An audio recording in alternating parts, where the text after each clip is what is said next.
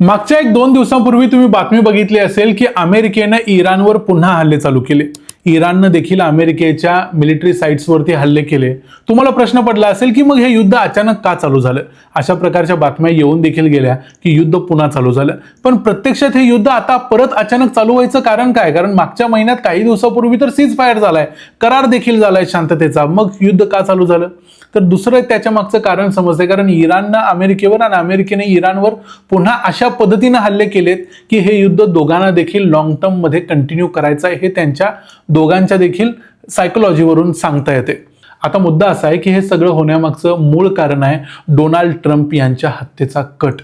आणि Donald Trump यांच्या या हत्येचा कट इराण आखत होता अशी बातमी इस्रायलनं अमेरिकेला सांगितली.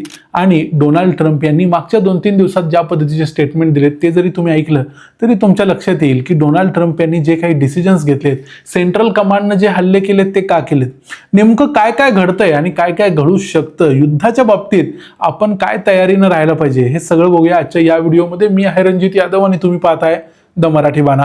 डोनाल्ड ट्रम्प यांची मागच्या 2-3 दिवसातली जर स्टेटमेंट्स बघितली तर त्यांनी या स्टेटमेंट्समध्ये हे सांगायचा प्रयत्न केलाय की माझ्या हत्येचा कट रचला जातोय.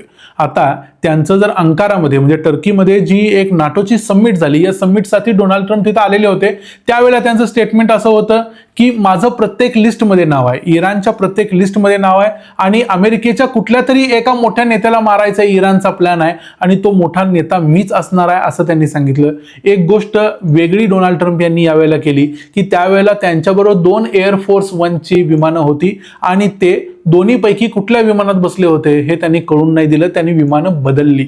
असं करायचं कारण म्हणजे डोनाल्ड ट्रम्प यांना भीती वाटत होती की आपण अमेरिकेच्या बाहेर असताना आपली हत्या केली जाऊ शकते आणि म्हणून डोनाल्ड ट्रम्प यांचे असे स्टेटमेंट्स वारंवार येत आहेत. त्यांनी असंही म्हटलं की आतापर्यंत मी थोडा लकी ठरलोय, पण लकी मी कायमच ठरेल की नाही सांगता येत नाही. म्हणजे डोनाल्ड ट्रम्प यांना जो धोका वाटतोय तो जास्त मोठा वाटतोय आणि याच्या मागे इराण आहे असं त्यांचं म्हणणं आहे. म्हणून ते म्हणतायत की इराणला आता सोडणार नाही, इराण बरोबरची डील गेली उडत, आता मी काही म्हणणार नाही वगैरे वगैरे, ते जे नेहमीप्रमाणे बोलतात तसं त्यांनी इथं देखील बोललंय. आता मग अमेरिकेला ही बातमी लागली कशी, हा महत्वाचा प्रश्न आहे. आता अमेरिकेची स्वतःची CIA जी इंटेलिजन्स एजन्सी आहे ती देखील मजबूत आहे आणि त्यांचं जगभरामध्ये मोठं नेटवर्क आहे, पण तरी देखील अमेरिकेला अशा प्रकारच्या कुठल्याही प्लॉटची बातमी किंवा माहिती नव्हती. ही माहिती मागच्या आठवड्यात किंवा जुलैच्या पहिल्या आठवड्यात इस्रायलच्या मोसादनं अमेरिकेला दिली असं बोललं जातंय. वॉल स्ट्रीट जर्नल आणि CNN अशा प्रकारच्या बातम्या दिलेल्या आहेत, असे रिपोर्ट्स दिलेले आहेत आणि त्यात त्यांनी सांगितलंय की इस्रायलनं ही बातमी पहिल्या आठवड्यामध्ये डोनाल्ड ट्रम्प यांना आणि अमेरिकेच्या CIAला दिली आणि त्यानंतर अमेरिकेची CIA आणि त्यांची यंत्रणा पूर्णपणे सज्ज झाली आणि डोनाल्ड ट्रम्प यांना प्रोटेक्ट केलं गेलं. म्हणून ते अंकारामध्ये नाटोच्या समिटला जाणार नव्हते, पण अखेर त्यांना एर्दोगन यांनी आग्रह केला म्हणून आम्ही आलो वगैरे वगैरे, ते त्यांनी बोलून देखील दाखवलं. मुद्दा असा आहे की त्यांना ही भीती नेहमीच वाटत होती आणि मागच्या आठवड्यामध्ये जेव्हापासून इस्रायलने ही बातमी सांगितली तेव्हापासून त्यांच्यावरती जे भीतीचे ढग होते ते दाटले. म्हणूनच बघितलं तर मागच्या आठवड्यात फक्त एक छोट्याशा क्षुल्लक कारणावरून इराणनं जो काही हल्ला 3 जहाजांच्यावर केला, त्यामुळं अमेरिकेने डायरेक्ट इराणच्या काही महत्वाच्या साइट्सवरती हल्ला केला आणि युद्ध चालू केलं. आता हे युद्ध अमेरिकेनं चालू केलं, इराणनं देखील प्रतिसाद दिला. अमेरिकेचे बहरीन आणि कुवेतमधले जे मिलिटरी साइट्स आहेत किंवा लोकेशन्स आहेत जिथून अमेरिका हल्ला करते, प्लेन टेक ऑफ करतात, त्याच्यावरती हल्ला केला. हे सगळं कधी घडत होतं? ज्या वेळेला आयातुल्ला अली खोमेनी यांची अंत्यसंस्काराची गडबड लागलेली होती इराणमध्ये आणि डोनाल्ड ट्रम्प यांनी स्वतः अगोदर सांगितलेलं होतं की जेव्हा अंत्यसंस्काराचा विधी चालू आहे, कार्यक्रम चालू आहे, त्यावेळेला आम्ही इराणवर हल्ला करणार नाही. पण तरी देखील त्यांनी त्याच वेळेला इराणवर हल्ला केला. 7 तारखेलाच हल्ला केला आणि 9 तारखेपर्यंत अंत्यसंस्कार होणार होते. काल अखेर आयातुल्ला अली खोमेनी यांच्यावरचे अंत्यसंस्कार पूर्ण झाले आणि काल ही सगळी प्रक्रिया झाली, पण तरी देखील हल्ले अगोदरच झालेले होते. कारण डोनाल्ड ट्रम्प यांना बातमी लागल्या ट्रम्प यांनी होकार दिला आणि सेंट्रल कमांडनं हल्ले करायला सुरुवात केली. त्यामुळे अंकारामधले त्यांचे जे स्टेटमेंट्स होते त्यामध्ये ते इराणी लोकांच्यावर देखील चिडलेले होते, कारण त्यांची अपेक्षा होती की इराणी लोकांनी आतापर्यंत बंड करून इराणमधलं सरकार उलथवायचं होतं, त्यांनी उलथवलं नाही. त्यामुळे इराणच्या सरकारवर त्यांचा जो राग आहे तो आता त्यांनी पुन्हा एकदा दाखवायला सुरुवात केली आणि म्हणून अमेरिका हे हल्ले करत राहणार आहे. आता पण प्रश्न सगळ्यात मोठा आहे की इस्रायलने ही जी बातमी सांगितली किंवा इस्रायलने ही जी सिक्रेट सांगितलं अमेरिकेला, हे खरं की खोटं हा सगळ्यात महत्त्वाचा प्रश्न आहे आणि त्यामध्ये कितपत तथ्य आहे हा देखील महत्त्वाचा महत्त्वाचा प्रश्न आहे. कारण मागच्या काही दिवसांपासून, मागच्या किमान 1 महिन्यात बघितलं तर अमेरिका आणि इस्रायलमधले जे नातं आहे ते कम्प्लिटली बिघडलेले आहे. अनेक वेळा डोनाल्ड ट्रम्प यांनी नेतान्याहू यांच्याबरोबर भांडण काढले. स्वतः JD व्हॅन्स यांनी नेतान्याहू यांच्याबद्दल काही स्टेटमेंट दिलेले आहेत. हे सगळं होत असताना देखील नेतान्याहू शांतपणे बसलेले आहेत आणि ते म्हणतायत की Donald Trump is a great president.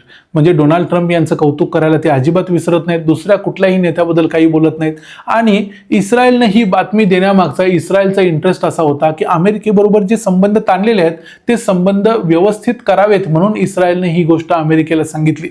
आता ही बातमी खरी असू शकते, खोटी असू शकते, हा नंतरचा भाग आहे. मुद्दा असा आहे की डोनाल्ड ट्रम्प यांना कसं मनवायचं किंवा डोनाल्ड ट्रम्प यांना आपल्या बरोबर कसं आणायचं हे नेतान्याहू यांना बरोबर कळतं. नेतान्याहू यांनी हे या अगोदर देखील केलेलं आहे. त्यांच्या पहिल्या टर्ममध्ये 2016 ते 20 या काळात जेव्हा ते होते प्रेसिडेंट त्यावेळेला केलंय. आता देखील त्यांनी हे करून दाखवलंय. त्यामुळं डोनाल्ड ट्रम्प परत एकदा नेतान्याहू यांच्या मर्जीप्रमाणे इराणवर हल्ले करायला सुरुवात करतायत आणि त्याचबरोबर इराणची जे हे काही शांतता करार किंवा काय झालं याच्यामध्ये तयारीच नव्हती आणि त्यामुळं परत एकदा हे युद्ध चालू होणार आणि हे असंच राहणार अशी सध्या पूर्णपणे चिन्ह दिसत आहेत. आज कदाचित नेतान्याहू हे अमेरिकेच्या दौऱ्यावर आहेत आणि अमेरिकेच्या दौऱ्यावर गेल्यावर ते परत एकदा डोनाल्ड ट्रम्प यांना भेटतील. ट्रम्प यांची भेट झाल्यानंतर परत एकदा ट्रम्प यांचे सूर बदलतील की नाही बघा तुम्ही.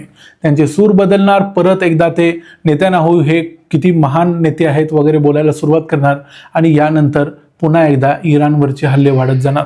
कारण नेतान्याहू यांना, ट्रम्प यांना मॅन्युप्युलेट करायला फार वेळ लागत नाही हे त्यांनी या अगोदर देखील दाखवले. थोडक्यात काय, जगाच्या दृष्टीनं वाईट बातमी ही आहे की युद्ध पुन्हा चालू होणार आहे किंवा होण्याची शक्यता दाट आहे.